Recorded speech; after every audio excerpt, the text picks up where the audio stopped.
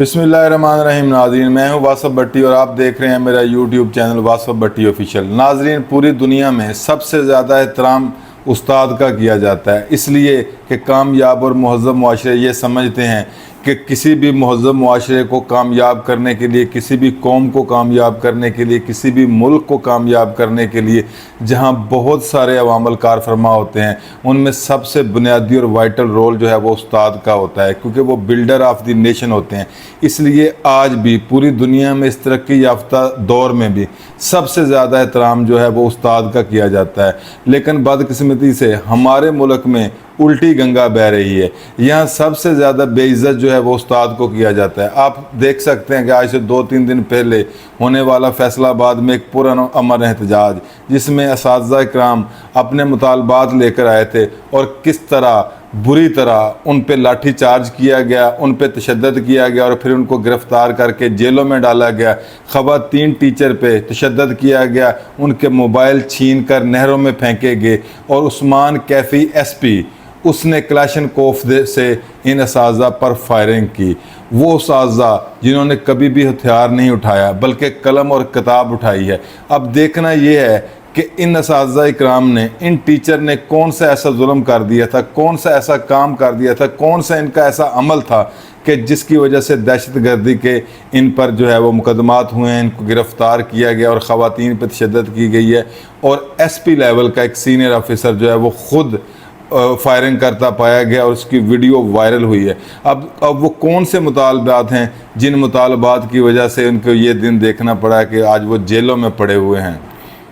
नाज़रीन, वो मुतालबात हैं, वो ये कहते हैं कि जो ग्रेजुएटी बिल है उसकी तरमीम जो है उसको वापस लिया जाए, जितने भी SST टीचर हैं मुल्क में उनको कंफर्म किया जाए और इस तरह जितने भी जो शहरों में गवर्नमेंट स्कूल हैं उनको प्राइवेट ना किया जाए और पेंशन का जो सिलसिला है उसको ख़त्म ना किया जाए। इस तरह के नॉर्मल से उनके जो हैं वो मुतालबात हैं। इन मुतालबात को लेके वो एहतजाज करने के लिए आए हैं। पूरी दुनिया में जब भी कोई ऑर्गेनाइजेशन, जब भी कोई एसोसिएशन या जब भी कोई तंजीम या ग्रोह एहतजाज करता है, किसी भी इशू पे एहतजाज करता है, तो रियासत की ये ज़िम्मेदारी होती है कि रियासत उससे बात करती है, रियासत उनकी बात सुनती है, कुछ उनके मुतालबात मानती है, कुछ अपनी बातें बताती हैं।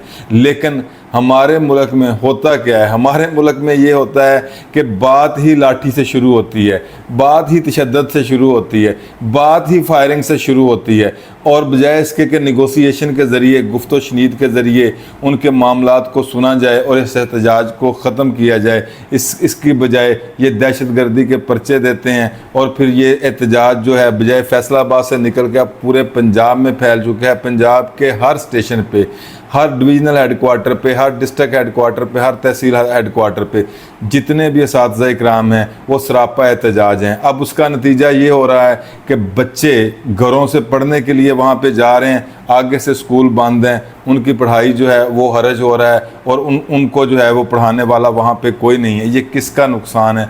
ये हमारी कौम का नुकसान है। अब देखने वाली बात ये है कि इस सारे सिलसिले का ज़िम्मेदार कौन है? इस सारे सिलसिले का ज़िम्मेदार हुकूमत है, क्योंकि रियासती अदारों और रियासती मशीनरी की ये ज़िम्मेदारी होती है या तो वो जायज़ मुतालबात को मानें, उनको पूरा करें, या फिर इस तरह के टैक्टिक्स इस्तेमाल करें कि उस एहतजाज को या तो पुरअमन एहतजाज की हद तक रखा जाए या फिर उसको ख़त्म किया जाए।